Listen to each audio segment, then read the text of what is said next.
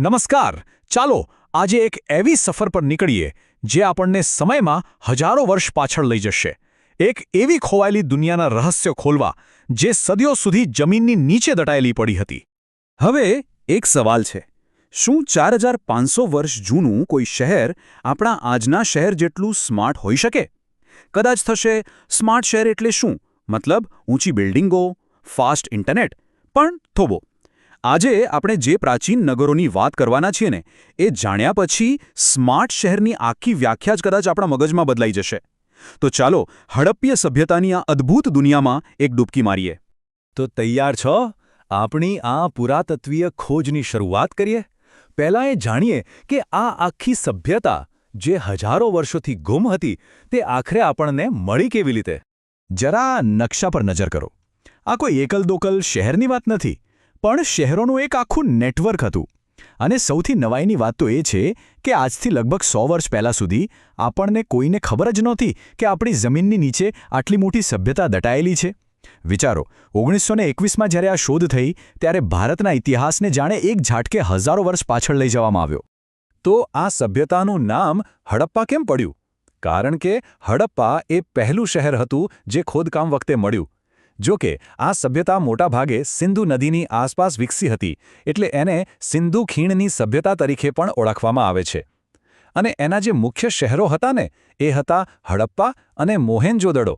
આ નામો તો કદાચ સાંભળ્યા જ હશે. હવે અસલી વાત પર આવીએ. ચાલો આ શહેરોના ખંડેરોની અંદર જઈએ અને જોઈએ કે એમનું ટાઉન પ્લાનિંગ એટલે કે નગરનું આયોજન કેટલું જબરદસ્ત અને અકલ્પનીય હતું. એમની સિસ્ટમ બહુ જ સ્માર્ટ હતી. જુઓ, શહેરને મુખ્યત્વે 2 ભાગમાં વહેંચી દેવામાં આવ્યું હતું. એક હતો પશ્ચિમી ભાગ, જે ઊંચાઈ પર હતો, જેને આપણે કિલ્લો અથવા સિટાડેલ કહી શકીએ. એવું મનાય છે કે અહીં શાસકો એટલે કે જે લોકો રાજ કરતા હતા એ રહેતા હશે. અને બીજો હતો પૂર્વીય ભાગ, એટલે કે નીચલું નગર. આ થોડો નીચેના વિસ્તારમાં હતો અને અહીં સામાન્ય લોકોના ઘર હતા. કેટલું વ્યવસ્થિત પ્લાનિંગ નહીં! અને આ તો કંઈ જ નથી. એમની બીજી ખાસિયતો સાંભળીને તો નવાઈ લાગશે. રસ્તાઓ જુઓ, એકદમ પહોળા અને સીધા. અને મુખ્ય રસ્તાઓ એકબીજાને બરાબર 90 ડિગ્રીના ખૂણે કાપતા હતા, જાણે કોઈએ ફૂટપટ્ટી લઈને આખું શહેર બનાવ્યું હોય. અને ગટર વ્યવસ્થા? અરે એ તો કમાલની હતી. ઢાંકેલી ગટરો. દરેક ઘરનું ગંદુ પાણી આ ઢાંકેલી ગટરોમાં જ જતું. વિચારો, હજારો વર્ષ પહેલાં સ્વચ્છતાનું આટલું ધ્યાન! આજ તો છે એમની એન્જિનિયરિંગનો કમાલ. એમની એન્જિનિયરિંગ સ્કિલ્સના અમુક નમૂના તો એવા છે ને કે આજના એન્જિનિયરો પણ જોઈને દંગ રહી જાય. ચાલો હવે આવા જ કેટલાક અજાયબી જેવા બાંધકામો પર એક નજર કરીએ. આ જુઓ, મોહેન્જો-દડોનું મહાન સ્નાનાગાર. આ કોઈ નાનો અમથો હોજ નહીં, આ એક વિશાળ જાણે કે પબ્લિક સ્વિમિંગ પૂલ જેવું હતું. અને એ પણ વોટરપ્રૂફ. એને બનાવવા માટે પાકી ઈંટોનો ઉપયોગ થયો હતો અને સાંધામાંથી પાણી લીક ન થાય એ માટે કુદરતી ટાર એટલે કે ડામરનો લેપ લગાવવામાં આવ્યો હતો. જબરદસ્ત ટેકનિક. આ સ્નાનાગારની રચના પણ ખાસ હતી. જુઓ, અંદર ઉતરવા માટે બંને બાજુ પગથિયા હતા. આસપાસ ઓરડાઓ પણ હતા, જે કદાચ કપડાં બદલવા માટે હશે. આ બધું જોઈને એવું લાગે છે કે આનો ઉપયોગ કોઈ ખાસ ધાર્મિક પ્રસંગો કે ઉત્સવો માટે થતો હશે. જરા વિચારો તો, કોઈ તહેવારના દિવસે બધા લોકો અહીં ભેગા થતા હશે. કેવો માહોલ હશે!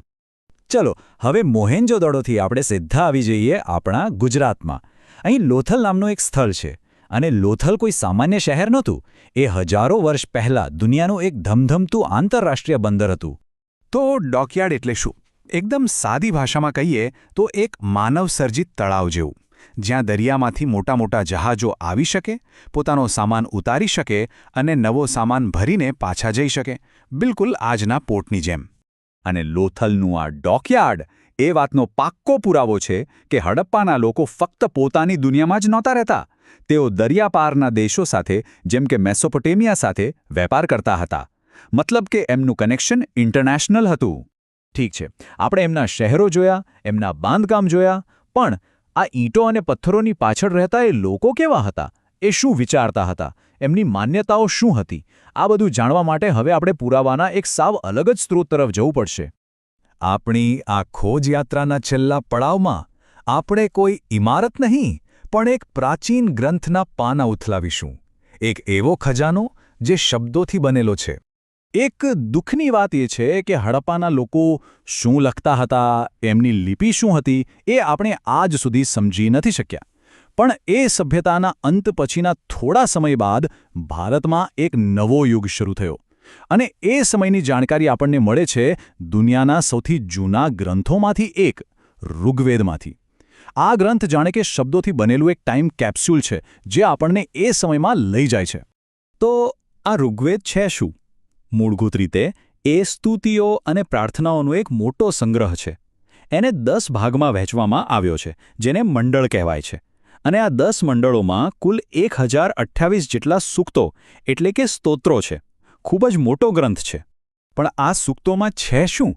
એમાં અગ્નિદેવ એટલે કે આગના દેવતા અને ઇન્દ્ર જે એક યોદ્ધા દેવતા હતા એમની પ્રાર્થનાઓ છે. આ સ્તુતિઓ પરથી આપણને ખબર પડે છે કે એ સમયના લોકોનું જીવન મુખ્યત્વે પશુપાલન પર આધારિત હતું, ખાસ કરીને ગાયો પર. એટલે કે આ સ્તોત્રો ખાલી પ્રાર્થનાઓ નથી, પણ એ સમયના સમાજ અને ધાર્મિક જીવનની આખી કહાની કહે છે, જાણે આપણે હજારો વર્ષ જૂના લોકોનો અવાજ સાંભળી રહ્યા હોઈએ. તો ચાલો પાછા ફરીએ આપણા પહેલા સવાલ પર. શું 4500 વર્ષ જૂનું શહેર સ્માર્ટ હોઈ શકે? હડપ્પાના નગર આયોજન, મોહેન્જો-દડોના સ્નાનાગાર અને લોથલના ડોકયાર્ડને જોયા પછી શું લાગે છે? જવાબ ચોક્કસપણે હા જ છે. અને આ તો પ્રાચીન ભારતના ઇતિહાસની માત્ર એક ઝલક હતી. જરા વિચારો, જમીનની નીચે અને પ્રાચીન ગ્રંથોના પાનાઓમાં હજુ કેટલાય રહસ્યો દટાયેલા પડ્યા હશે જે બસ કોઈના શોધવાની રાહ જોઈ રહ્યા છે.